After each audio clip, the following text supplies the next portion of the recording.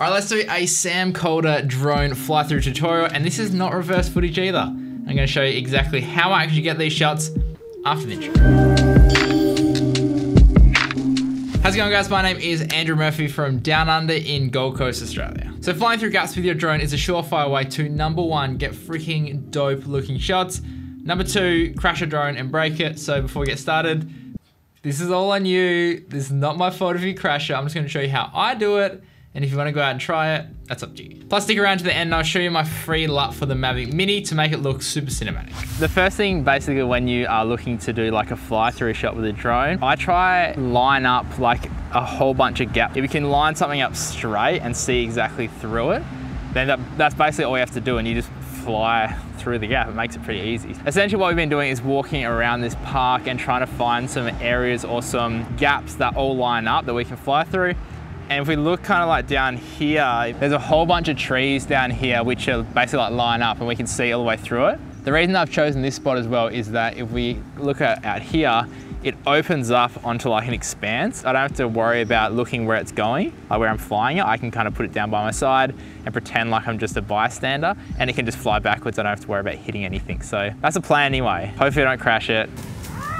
Now the reason that I use the Mavic Mini for these kind of shots is because it's super small, which makes it a little bit easier obviously to fly through tight spaces.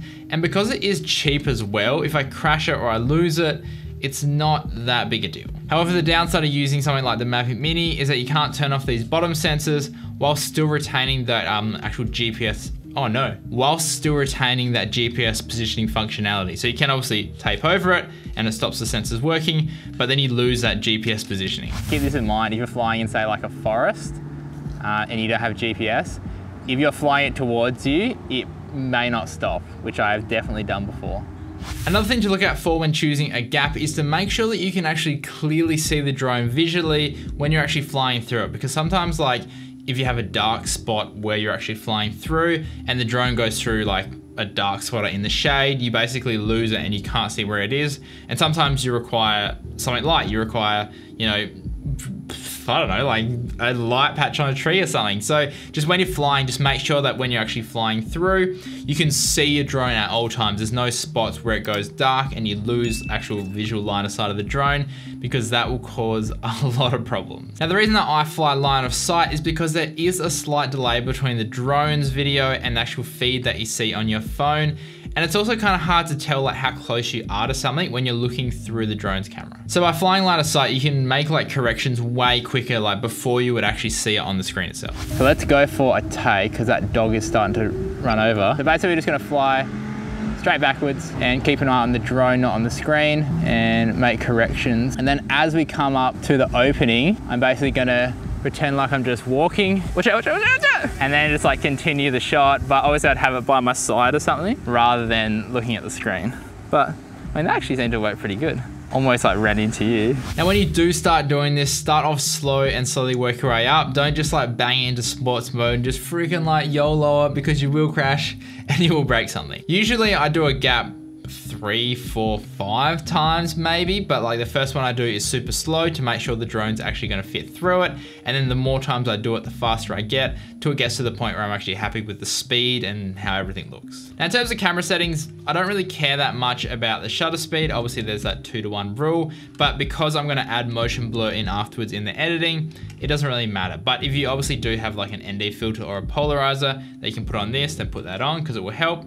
But if you don't, then not a big deal. Just make sure that you actually like expose the image so it looks somewhat decent. And obviously on the Mavic Mini, there's not that much dynamic range, so it is a little bit hard, but just kind of make it somewhere in the middle so there's some highlights and there's some shadows and you can still see a decent amount. Now something I would recommend and that I use more as just like a safeguard is this little, I call it a gimbal protector. I think it's actually supposed to be like a lens hood to stop like stray light hitting the lens, but because it actually sticks out past the gimbal itself, it's actually really good. So if you crash your drone, for heaven forbid you crash it, which you probably will, it actually protects it in the event of a crash. And honestly, in the few crashes that I have had, this has played a massive part in not actually damaging the gimbal itself.